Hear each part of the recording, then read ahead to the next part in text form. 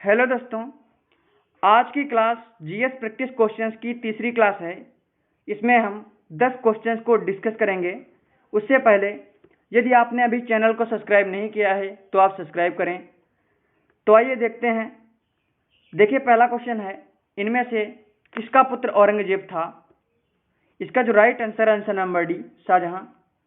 देखिए, आप मुगल वंश के संदर्भ में एक ट्रिक यूज कर सकते हैं जिसका नाम है भजसब, BHAJSAB।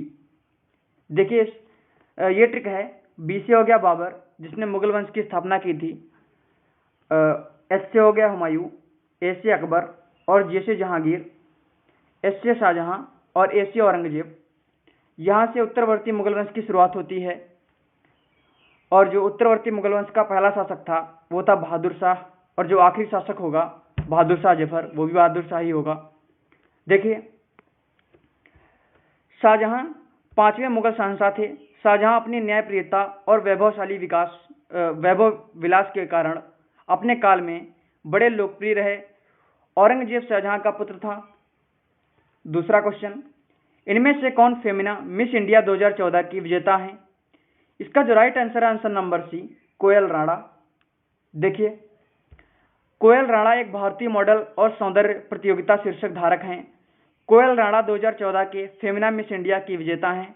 उन्होंने दिल्ली विश्वविद्यालय के कॉलेज दीनदयाल कॉलेज से बैचलर ऑफ बिजनेस स्टडीज में अपना स्नातक कार्यक्रम पूरा किया है। अगला क्वेश्चन, इनमें से किसने छायावाद नामक ग्रंथ लिखा? इसका जो राइट आंसर है answer number B, Sumitranandan Pant. देखिए, सुमित्रानंदन पंत हिंदी साहित्य में छायावादी युग के 4 प्रमुख स्तंभों में से एक हैं।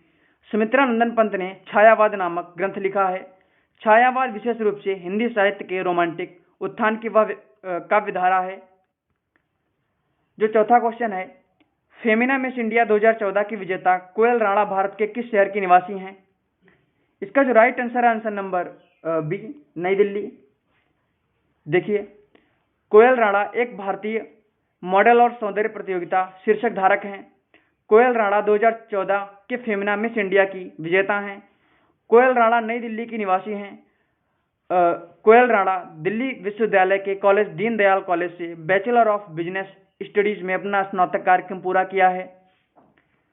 जो अगला क्वेश्चन है, इनमें से कौन 2014 की मिस साउथ अफ्रीका हैं? इसका जो राइट आंसर है आंसर नंबर सी, रोलेन स्ट्रॉस। देखिए, रोलेन स्ट्रॉस ने 2014 में मिस साउथ अफ्रीका का ताज जीता है। रोलेन स्ट्रॉस दक्षिण अफ्रीका की एक मॉडल हैं। छठा क्वेश्चन, यूनेस्को के सदस्य देशों की संख्या कितनी होती है? इसका जो राइट आंसर है आंसर नंबर बी, 195, 195। देखिए, यूनेस्को के सदस्य देशों की संख्या 195 होती है। यूनेस्को संयुक्त राष्ट्र शैक्षिक, वैज्ञानिक एवं सांस्कृतिक संगठन का लघु रूप है।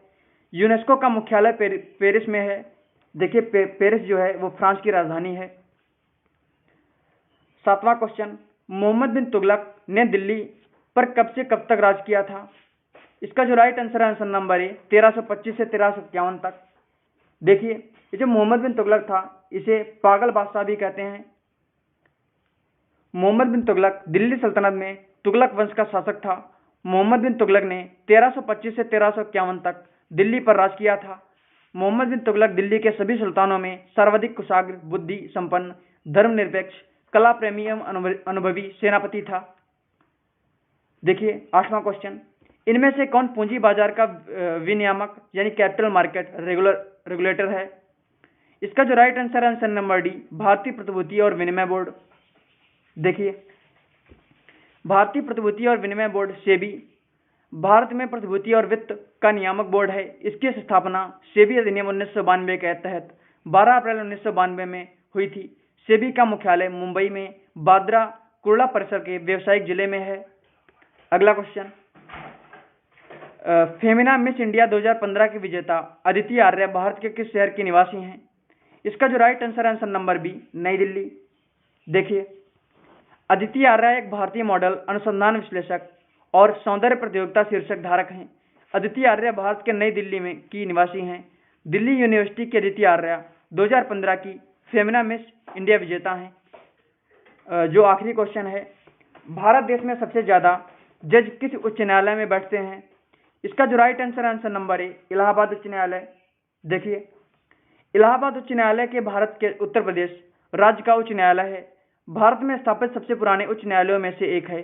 इलाहाबाद उच्च न्यायालय मूल रूप से ब्रिटिश राज में भारतीय उच्च न्यायालय अधिनियम 1861 के अंतर्गत आगरा में 17 मार्च 1866 को स्थापित किया गया था। तो आज का जो हमारा टॉपिक है यहीं पे समाप्त होता है। फिर मिलेंगे आपसे किसी नए टॉपिक पे। तब तक के लिए गॉड ब्लेस यू ऑल।